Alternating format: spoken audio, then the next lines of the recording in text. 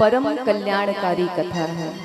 इस कथा को श्रवण करने से हमें भगवान के चरणों में प्रीति उत्पन्न होती है हमारे हृदय में।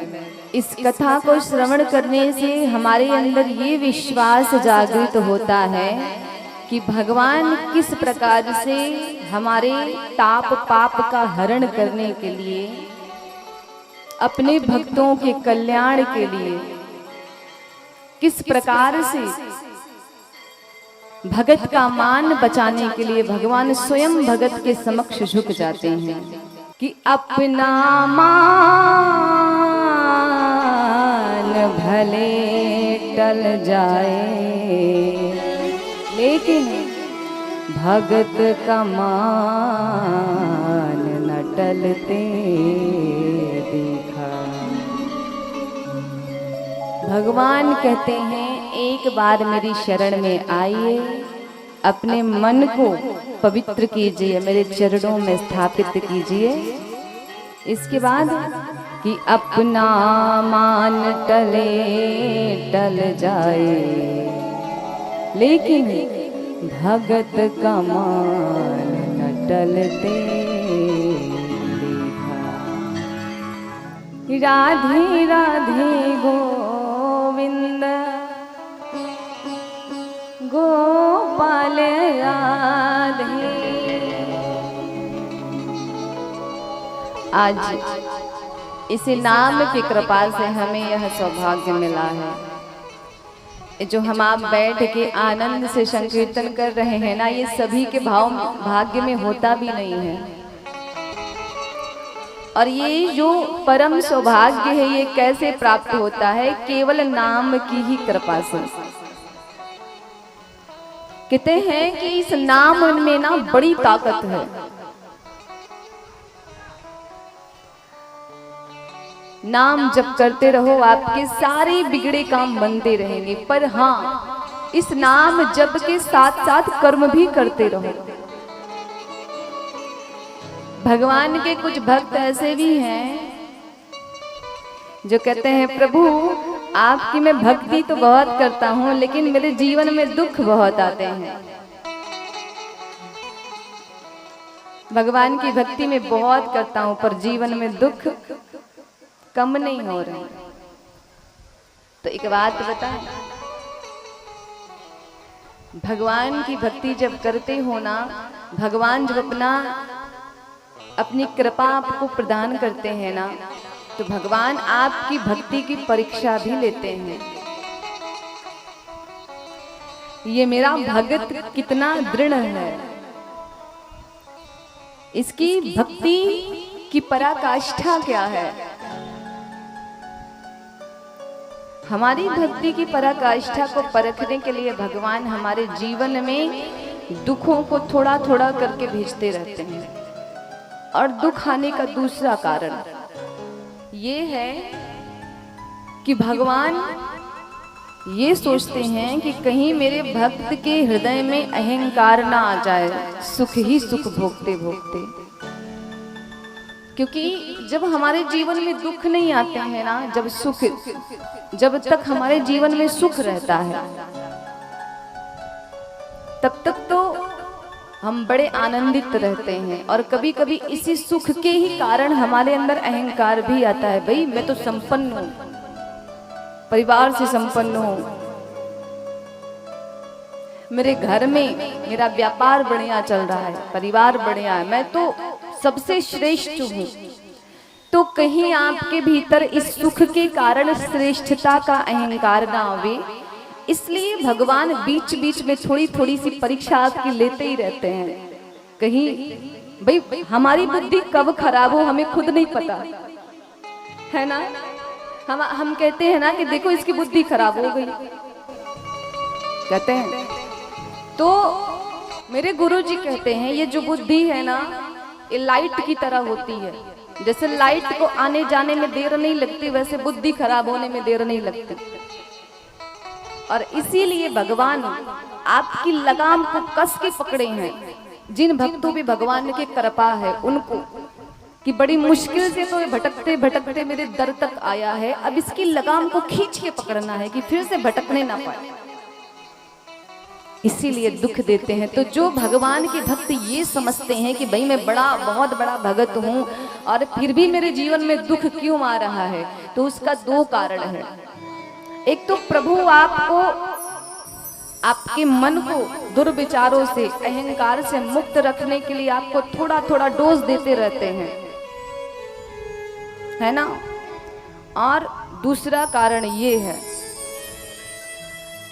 कि आपके मन में अहंकार ना आ जाए, आपको अपनी श्रेष्ठता का अहंकार ना हो और आप भगवान के निकट बने रहें, इसलिए भगवान दुख देते हैं। अब आप कहोगे कि भाई जब दुख ही रहेगा तो मैं भगवान के पास क्यों जाऊंगा। जब बहुत ज्यादा भगवान दुख ही देते रहेंगे, पूरा जीवन दुख में कटता रहेगा, तो भगवान के पास जाने से फायदा क्या। तो इसका प्रमाण कुंती माता ने महाभारत में दिया।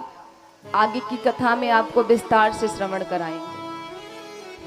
जब कुंती मैया जान गई कि ये कृष्ण साधारण नहीं है, महाभारत का युद्ध समाप्त हुआ, माँ कुंती को पता चला भाई ये कृष्ण साधारण नहीं, ये तो भगवान है। और अब तक मैं बुआ भतीजे के चक्कर में जान ही नहीं पाई कि ये परमात्मा है। माँ दौड़ के गई, चरणों में गिरी, बोली आज नहीं छोड़ूंगी। कन्हैया ने कहा बुआ बुद्धि खराब हो गई, जिस छोटे से लल्ला को तूने गोद में खिलाया उसी के चरणों में पड़ रही है, ऐसी क्या आज बात हो गई। माँ ने कहा देखिए आज तू मुझे भ्रमित नहीं कर सकता, क्योंकि मैं तेरी सारी वास्तविकता को अपनी दृष्टि से देख करके आ रही हूँ, सुनी सुनाई बात पे मुझे विश्वास नहीं। माँ हट कर गई। भगवान ने कहा ठीक है, जो तू मानती है मैं भगवान हूं, तो मेरी इच्छा है कि तू आज मुझसे एक वरदान मांग ले। माँ ने कहा मैं मांगू क्या, तुम्हें पा लिया सब पा लिया। अभी अच्छा हमारी क्या स्थिति है, मेरे सामने अगर भगवान खड़े हो जाएं और जो एक बार कहते मांग लो, तो हम बेटे की नौकरी लग जाए, बहू सुंदर मिले, मकान 2-4 हैं 2-4 और बन जाए, 2-4 गाड़ियां हैं 2-4 प्रभु और हो जाए, और भारत देश में ही नहीं विदेशों में भी मेरी लिंक मजबूत हो जाए, नौकरी लग जाए, मतलब हम झड़ी लगा देते हैं। भगवान भी चक्कर खाते, भगवान बड़ी भूल कर दी जो इससे बोला कि तू कुछ मांग। लेकिन माँ कुंती क्या कहती हैं, कुछ नहीं चाहिए। क्या भगवान ने कहा आपको कुछ नहीं चाहिए? माँ ने कहा नहीं। भगवान ने कहा फिर भी आज मेरी इच्छा है कुछ तो मांग ले, तूने जीवन भर मुझसे कुछ मांगा ही नहीं। और वास्तविक भगत वही होते हैं जो भगवान से कभी कुछ कहते नहीं है। कहो मत, आपके बिना कहे ये सब कुछ जानने वाले हैं। भगवान बड़ी चक्कर में ही, भगवान इसके जीवन में दुख पे दुख, दुख पे दुख आया, आज तक इसने कुछ मांगा नहीं, और जो आज बोला तो भी कह रही है कुछ नहीं चाहिए। भगवान ने कहा कुछ मांग तो सही। माँ ने कहा हे माधव, अगर कुछ देना चाहते हो ना, एक कृपा मुझ पे करो। भगवान ने कहा बुआ तू मांग के देख, तेरे लिए मैं सर्वस्व निवछावर कर दूंगा। कुंती माँ ने कहा अगर देना है तो एक कृपा कर कि मेरे जीवन से कभी दुख दूर ना हो, एक दुख आए और वो खत्म ना हुआ रहे, दूसरा दुख आ जाए, मैं कभी सुखी ना रहूं। आज भगवान के नेत्रों में आंसू आ गए। भगवान ने पूछा क्यों? आपने वरदान में दुख क्यों मांगा? भाई दुख मांगने के लिए कलेजा होना चाहिए। अभी आपसे कहें कि जाओ मंदिर में भगवान के सामने अगरबत्ती जलाओ और बदले में दुख मांग के आओ, तो आओगे? मांगोगे? शायद नहीं मांगोगे। सपने में भी हम दुख के बारे में सोचना नहीं चाहते, सुख रहे। पर माँ ने कहा कुछ देना चाहता है ना माधव, तो केवल दुख दे मुझे, और मुझे ऐसा वैसा दुख नहीं, पूरे जीवन जब तक मेरी सांस चले ना ये दुख खत्म ही ना हो। एक दुख आए और वो खत्म ना हुआ रहे, दूसरा आ जाए। भगवान ने कहा तू दुख मांग क्यों रही है? तूने सुख को कभी जाना? सुख क्या होता है तूने अनुभव ही नहीं किया। माँ से पूछा क्यों मांग रही हो? तो माँ ने कहा कि सुख के माथे सिल पड़े। सिल आप लोग समझते हैं, सिल, सिलबट्टा भी उसको बोलते हैं। पहले पुराने जमाने में जब मिक्सर नहीं होता था तो मसाले उसी पे पीसे जाते थे, है ना? अभी भी होगा कि सुख के माथे सिल पड़े, जो हरि हृदय से जाए, बलिहारी वा दुख की क्षण क्षण याद दिलाए। हे माधव, दुख में तेरी याद बहुत आती है, इसलिए मैंने दुख मांगा। और जब ये निगोड़ा सुख आता है ना, तो सबसे पहले ये बुद्धि तेरा विस्मरण करती है, इसलिए मैंने दुख मांगा। तो भगवान इसीलिए अपने भक्तों को दुख देते रहते हैं।